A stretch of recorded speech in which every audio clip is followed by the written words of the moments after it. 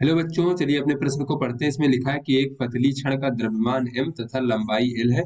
छड़ के एक सिरे से l भागे 3 दूरी पर छड़ की लंबाई के लंबवत अक्ष के परितः छड़ का जड़त्व आघूर्ण है। तो बच्चों हमें यहाँ 4 विकल्प दिए गए हैं, सही विकल्प का चयन करना है। तो चलिए बच्चों अपने प्रश्न की मूल अवधारणा देख लेते हैं। तो बच्चों चलिए इसमें हम समांतर अक्ष की प्रमेय देख लेते हैं। क्या होता है बच्चों समांतर अक्षों की प्रमेय? तो बच्चों ये मान लीजिए, ये इस जो हमारा पिंड है इसका जो है केंद्र C है बच्चों, और ये केंद्र के परितः इसका जड़त्व आघूर्ण जो है वो IC है बच्चों।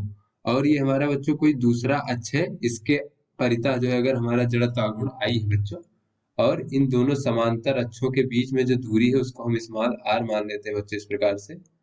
तो ये जो हमारा बच्चों ये अक्ष है इसके परितः जड़त्व आघूर्ण I बराबर हो जाएगा केंद्र से जाने वाली अक्ष के परितः जड़त्व आघूर्ण और धन बच्चों इस पिंड का द्रव्यमान, और बच्चों दोनों अक्षों के बीच में जो दो समांतर अक्ष है बच्चों उनके बीच की दूरी r का वर्ग। बच्चों ये होती है हमारी समांतर अक्षों की प्रमेय। तो चलिए बच्चों अपने प्रश्न को हल करते हैं। तो बच्चों जैसा कि इस प्रश्न में कहा जा रहा है कि हमारे पास एक पतली छड़ है जिसका द्रव्यमान m और लंबाई l है बच्चों। तो बच्चों यहाँ हम मान लीजिए हमारी ये पतली छड़ है बच्चों, इसका द्रव्यमान m है और इसकी लंबाई जो है बच्चों इस प्रकार से l है। बच्चों ये जो है हमारा केंद्र से जाने वाली अक्ष हो गई बच्चों, और इसके परितः जो जड़त्व आघूर्ण है उसे हम IC मान लेते हैं बच्चों। और जो हमारा बच्चों पतली छड़ होती है बच्चों, उसके केंद्र के परितः जो जड़त्व आघूर्ण का मान होता है वो होता है बच्चों 1/12 द्रव्यमान m और बच्चों लंबाई l का वर्ग। तो उसके बाद बच्चों कहा जा रहा है कि छड़ की लंबाई के लंबवत जो है बच्चों छड़ के एक सिरे से l/3 दूरी पर छड़ की लंबाई के लंबवत अक्ष के परितः जो है छड़ का जड़त्व आघूर्ण ज्ञात करना है बच्चों। तो बच्चों ये मान लीजिए छड़ का एक सिरा है बच्चों, और यहाँ से l/3 दूरी पर बच्चों ये हमारा अक्ष है बच्चों जो कि छड़ की लंबाई के लंबवत है।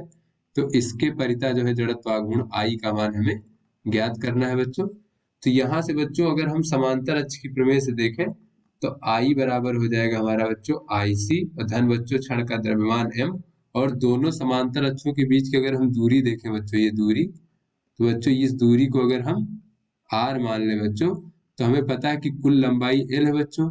तो ये आधी लंबाई केंद्र से एक सिरे की दूरी बच्चों l/2 हो जाएगी, और बच्चों ये दूरी l/3 है तो r बराबर हो जाएगा बच्चों हमारा l/2 ऋण l/3।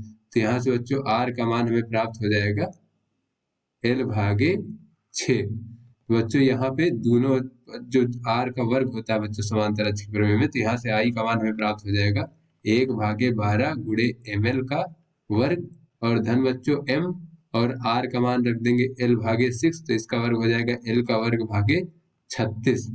तो यहाँ से बच्चों I बराबर हमें प्राप्त हो जाएगा 4 ml का वर्ग भागे 36, क्योंकि बच्चों यहाँ से अगर हम हर बराबर करने के लिए 3 से गुणा कर देंगे अंश और हर में, तो इस प्रकार से बच्चों 4 ml का वर्ग भागे 36 हो जाएगा।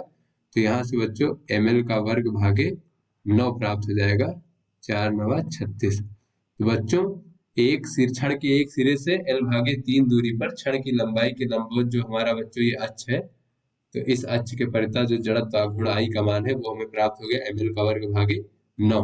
तो बच्चों हमारा जो सही विकल्प हो जाएगा वो B विकल्प हो जाएगा ml का वर्ग भागे 9।